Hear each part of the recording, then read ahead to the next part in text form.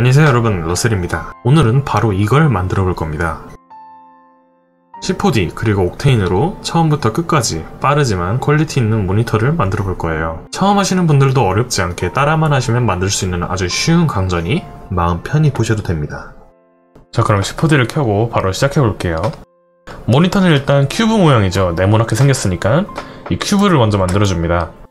그리고 일반적인 모니터는 16:9 비율을 갖고 있죠. 그래서 큐브의 크기를 가로 16cm, 두께 2cm, 세로 9cm. 너무 작잖아요. 그래서 가로 세로를 각각 곱하기 40씩 해서 적당한 크기로 키워줍니다. 네, 이 정도로 키워줬습니다.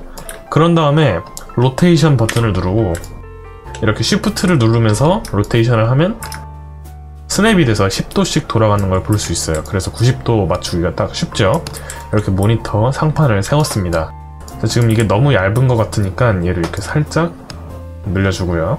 자, 이제 얘를 에디터블 모드로 바꿀 겁니다. 에디터블 모드로 바꾸면 이 면, 선, 점 모드로 바꿨을 때 얘네를 이렇게 각 점마다 그리고 선마다 그리고 면마다 선택을 할 수 있는 그런 상태가 됩니다. 대신에 원래 큐브가 갖고 있던 그 큐브라는 속성은 잃어버리게 되니까 이렇게 쉐입을 잡아놓은 다음에 에디터블 하시는 게 좋을 것 같습니다. 자, 이렇게 한 다음에 여기서 이 앞부분을 선택을 하고 우클릭을 하면 이렇게나 많은 메뉴가 뜨는데요. 여기서 익스트루드 이너를 누릅니다. 그런 다음 이렇게 드래그 하면은 이렇게 안쪽으로 베젤이 생기는 걸 볼 수 있죠.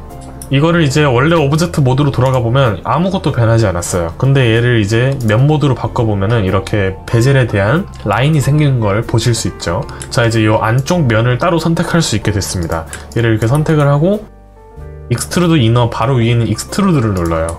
그런 다음에 이렇게 안쪽으로 이렇게 드래그를 하면 모니터 안쪽으로 이렇게 살짝 패이게 되죠. 이런 식으로 들어가죠. 자, 이렇게 모니터 윗판의 대강적인 모습을 만들어 봤습니다. 자, 이렇게 하고 이제 모니터 윗판을 만들었으니까 밑에 받침대를 만들어야겠죠. 여기서 이제 큐브를 누르면 큐브가 하나 더 나오겠죠. 이렇게 아래에 맞춰주고 오브젝트 모드로 가서 적당히 스케일을 맞춰줍니다. 저는 이게 얘를 라인 모드로 바꿔서 좀 더 보기 편하게 할게요. 그런 다음에 이 큐브를 컨트롤 누르고 이렇게 드래그를 하면 얘가 이렇게 복사가 돼요.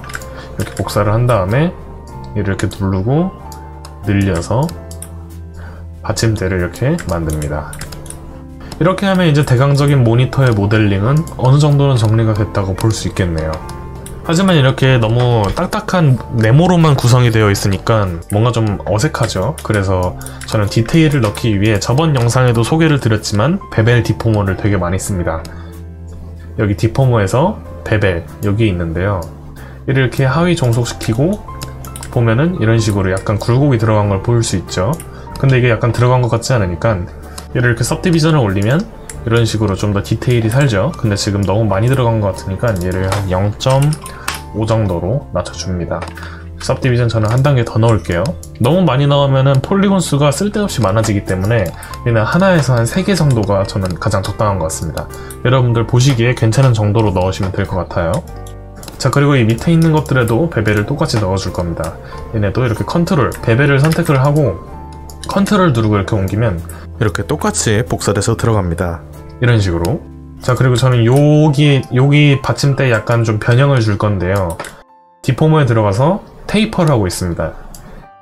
얘를 여기 아래에 이렇게 넣어줍니다. 그리고 Fit to Parent를 누르면 이렇게 딱 맞게 조정이 되죠.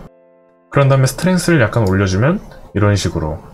저는 얘를 이렇게 약간 늘려서 위가 약간 넓은 그런 형태의 모니터 모양을 만들어 볼게요. 그럼 이렇게 대강 어느 정도의 모니터 쉐입은 다 만들어졌다고 볼 수 있습니다. 저는 여기서 베리에이션을 약간 줘가지고 모니터 뒤에 있는 뭐랄까 약간 시스템 같은 거? 본체 같은 그런 부품 들어가 있는 그 부분도 한번 만들어 봤어요. 이것도 이런 식으로 큐브를 변형을 해서 간단하게 만드시면 어렵지 않게 만들 수 있습니다. 자, 이런 식으로 간단하게 만들었어요. 나중에 요 밑에다가 이렇게 선 같은 거 연결해서 보면은 괜찮을 것 같습니다. 이런 식으로 이제 모니터의 기본적인 모델링은 어느 정도 완료됐다고 볼 수 있겠네요. 자, 이제 그러면은 우리가 원하는 진정한 때깔의 아주 핵심적인 부분 옥테인 렌더러로 넘어가 볼게요. 자, 여러분, 옥테인은 모두 설치가 되어 있으시겠죠? 옥테인이 잘 설치가 됐다면 상단에 여기 옥테인이라는 메뉴가 생깁니다. 여기 옥테인 들어가서 라이브 뷰어 윈도우를 먼저 켜줘요. 자, 이렇게 라이브 뷰어 윈도우가 켜졌으면 얘를 이렇게 드래그를 해서 여기에다가 많이 놓습니다. 모니터를 2개 이상 쓸 때는 다른 모니터에 라이브 뷰어를 두는데, 그렇지 않으신 분들은 이 정도로 구성을 해두시면은 어렵지 않게 보면서 확인할 수 있어요. 이걸 누르면 이제 켜지는데, 지금 우리가 만든 모니터가 이렇게 렌더가 돼서 나오고 있죠. 실시간으로. 이제 매터리얼을 넣고 한번 진짜 같은 모니터를 만들어 봅시다.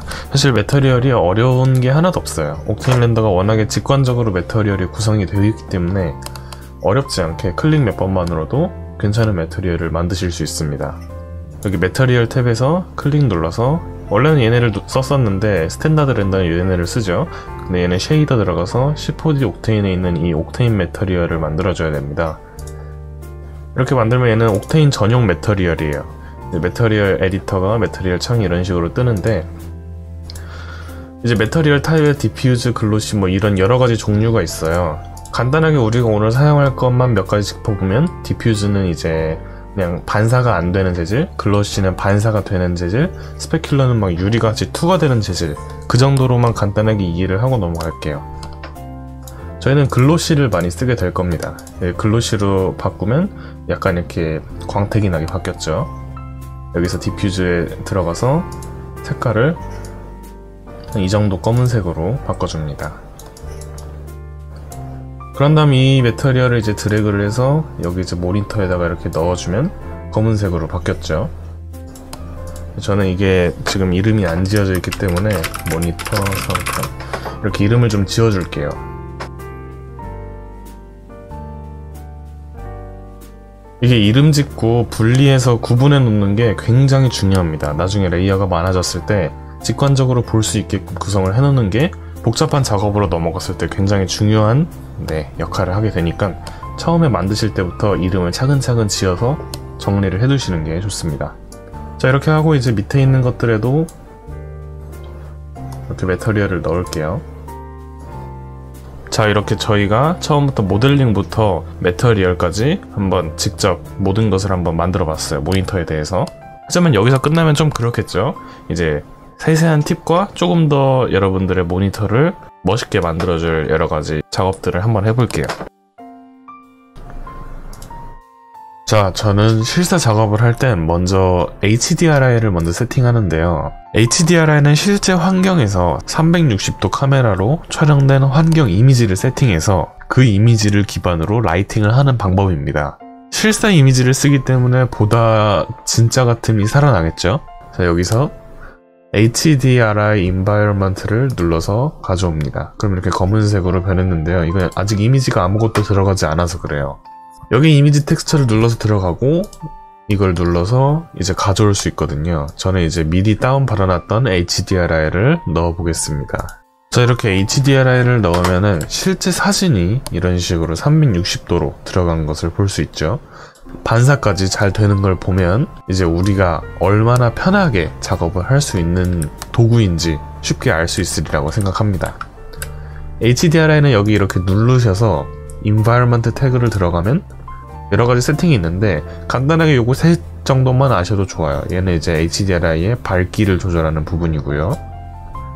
얘는 이제 돌릴 수 있어요. 얘를 이렇게 HDRI를 X방향으로 돌리고 Y방향으로 돌리고 이런 게 있는데요.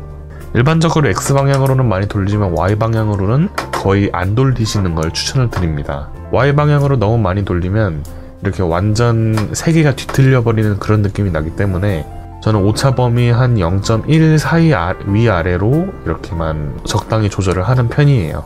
자, 이렇게 HDRI까지 세팅하고 이제 모니터를 다시 들여다보면 여기 이제 모니터를 조금 보시면 뒷부분이나 이런 부분이 너무 비현실적으로 광택이 많이 납니다.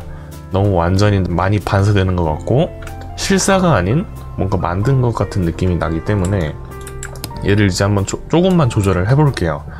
매터리얼을 이제 조금 더 손을 봐볼 건데요. 아까 만들었던 매터리얼을 눌러서 저희는 이번에 스페큘러, 러프니스, 그리고 인덱스에 대해서 조금 더 살펴볼 거예요. 이 스페큘러는 이제 반사되는 값이에요. 여기 보시면 이제 float라고 되어 있는데요. 이게 이제 0%부터 100%라고 보시면 됩니다. 얘를 이렇게 낮췄더니 지금 거의 반사가 없어졌죠, 아예. 얘를 이렇게 늘리면 이제 이렇게 반사가 조금씩 늘어나는데, 저는 얘를 한 0.6 정도로, 이 정도로 세팅을 하고요. 이제 러프니스는 반사의 거칠기라고 이해하시면 좋을 것 같습니다. 지금 얘가 이렇게 완전히 잘 반사가 되고 있는데, 얘를 이렇게 조금만 늘려도 이렇게 퍼지는 것을 보실 수 있어요. 지금 노이즈가 많이 생기니까 전 세팅 가서 샘플링을 조금 늘려볼게요. 자, 이런 식으로 이제 약간 반사가 거칠게 됐죠. 네, 저는 한 이 정도로 이제 러프니스를 세팅을 하겠습니다. 그리고 좀 전에 말씀드렸던 인덱스는 반사 계수라고 생각하시면 되는데요. 그러면 스페큘러랑 뭐가 다른지 한번 봐보겠습니다. 얘는 1.3이라는 이렇게 옵션이 하나밖에 없는데, 얘를 이렇게 늘려보면 이렇게 좀 뭔가 늘렸더니 크롬같이 바뀌었죠. 올릴수록 이제 반사가 더 많이 되는데, 아까 스페큘러랑은 조금 다른 느낌으로 반사가 많이 되죠. 이 인덱스는 이렇게 올리면 올릴수록 뭐랄까, 이 디퓨즈의 색깔을 점점 잃어가면서 반사가 완벽한 반사, 그러니까 예를 들면 막 거울 같은 반사를 만들 수 있게 되는 그런 시스템입니다. 얘가 이렇게 높아지면 높아질수록 매터리얼이 우리가 원했던 그런 매터리얼이 아니고 완전 흰 색깔 크롬 매터리얼이 되어버리기 때문에, 저는 원래 얘가 1.3이었는데요 얘를 1.3에서 오히려 더 이렇게 낮춰서 한 1.1 정도로 낮춰보겠습니다. 그럼 이제 어느 정도 나쁘지 않은 매터리얼의 모니터가 완성이 되었습니다. 자, 이제 이렇게까지 했으면 저희는 이제 화면을 넣어 볼 겁니다. 자, 화면을 만들려면 먼저 화면이 될 매터리얼을 만들어야겠죠? 아까 만들었던 것처럼 쉐이더 C4D 옥테인으로 가서 매터리얼을 하나를 더 만들어 줍시다. 그런 다음에 이제 모니터를 선택을 해서 이 안쪽 화면에만 넣어줘야 되는데요. 지금 이제 모니터 상판이 다 합쳐져 있기 때문에 얘를 이렇게 넣는다고 한들 전체가 다 하얀색으로 바뀌는 걸 볼 수 있습니다. 하지만 우리가 원하는 건 이 안쪽에만 넣어야 되는 건데, 이걸 이제 해결을 하려면 우리는 폴리곤 선택 모드로 들어가서 이 폴리곤, 그러니까 이 화면에 대한 폴리곤만 선택을 하고 여기에다 이제 이 매터리얼을 넣어주는 거죠. 그럼 이렇게 안쪽에만 화면이 들어가는 모습을 볼 수 있고요. 여기 이렇게 세모 표시 같이 생긴 걸 볼 수 있습니다. 이 세모 표시는 폴리곤 셀렉션 태그라고 해서 저희가 방금 이제 이 안쪽에 특정 폴리곤만 선택을 했는데, 그렇게 선택한 폴리곤에 대한 값을 저장해 놓은 태그예요. 그래서 얘를 누르고 이렇게 모니터가 선택된 상태에서 해제를 하고 이 친구를 누르고 셀렉트 폴리곤을 누르면 이렇게 다시 선택이 되는 모습을 볼 수 있습니다. 다시 본론으로 돌아와서 저희가 처음에 16대 9 비율로 모니터를 만들었잖아요. 그에 대한 매터리얼을 여기서 넣어줄 건데요. 일단 우선적으로 사진을 넣어야 되기 때문에 여기 C4D 옥테인 그리고 이미지 텍스처로 들어갑니다. 그럼 여기 들어가서 저는 제가 만들었던 아트워크를 좀 넣어 볼게요. 얼마 전에 이제 제가 만들었던 아트워크를 이렇게 가져왔습니다. 자, 이렇게 사진을 넣을 수 있고 여기에 이제 영상도 넣을 수 있어요. 자, 근데 여기서 이제 제가 팁을 좀 드리고 싶은 게, 밝기를 이제 좀 낮춰볼게요. HDRI의 밝기를 낮추면 이렇게 모니터가 빛이 나야 되는데 빛이 나지 않고 그냥 사진을 걸어놓은 듯한 그런 느낌이 납니다. 모니터는 이제 자체적으로 발광을 해야 되는데 그렇지 못하죠.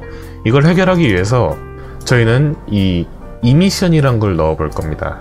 얘는 이제 에펙으로 치면 글로우, 그러니까 발광하는 물질을 만들 수 있는 기능이거든요. 얘를 넣기 위해서 노드 에디터를 눌러서 노드를 들어갑니다. 그럼 이렇게 노드 에디터가 나오는데요. 처음에는 이제 그냥 이렇게 눌러서 만드는 게 편하실 수도 있는데 나중에 가면 이제 노드를 사용하시는 거에 익숙해지시면 좋습니다. 자, 이렇게 들어가서 이미션으로 들어간 다음에 텍스처 이미션을 눌러줍니다. 우리는 텍스처를 사용했기 때문에. 그럼 이렇게 텍스처 이미션이 됐는데요. 여기서 아까 만들어놨던 디퓨즈에 있는 이 이미지 텍스처를 여기에 텍스처 이미션의 텍스처에다가 끌어다 넣어주면 이렇게 밝기가 생성이 되는 걸 볼 수 있죠.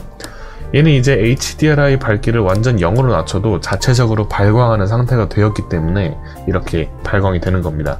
근데 지금 너무 밝기 때문에 여기 텍스처 이미션에 들어가서 얘를 적당히 한 이 정도로, 그림이 이제 너무 하얀색으로 타지 않을 정도로 이렇게 조정을 해주시고요. 그럼 이제 자체적으로 발광이 되는 그런 매터리얼을 만들게 되었습니다. 자, 여기까지 했으면 이제 어느 정도 괜찮은 모니터를 만들었다고 할 수 있을 것 같습니다. 여기 이제 모니터에 여러분의 로고를 넣으신다거나 아니면 사진 대신 영상을 넣거나 또는 HDMI 케이블 뭐 그런 것들도 연결을 하시고 색상까지 이제 놔주면은 좀 예쁜 모니터 색상 환경을 만들 수도 있겠네요. 오늘 이렇게 저랑 같이 모델링부터 시작해서 텍스처링 전반적으로 만드는 방법에 대해서 쫙 알아봤는데요. 앞으로도 더 여러분들께 유용한 정보를 드릴 수 있게 좋은 튜토리얼 만들도록 하겠습니다. 더 궁금하신 점이나 알고 싶으신 내용이 있으시다면 얼마든지 댓글로 알려주시면 제가 향후 여러분들을 위한 자료를 만들 때 많이 참고를 하도록 하겠습니다. 그럼 여기까지 러셀이었습니다. 고맙습니다.